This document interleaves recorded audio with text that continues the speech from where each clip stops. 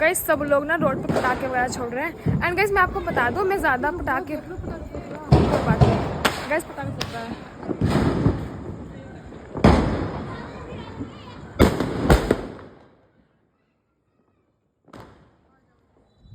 So guys मैं आपको बता दूं, मैं ज़्यादा ना पटाखे वगैरह नहीं छुड़ाती हूँ, मैं बहुत कम छुड़ाती हूँ।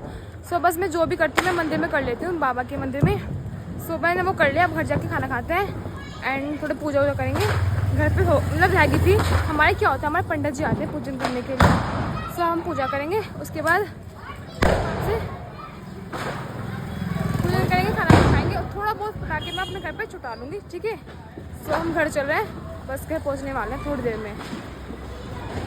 कैसे सब जगह पटाखे, झिलमिल, डेकोरेशंस बहुत अच्छा हो रहा है।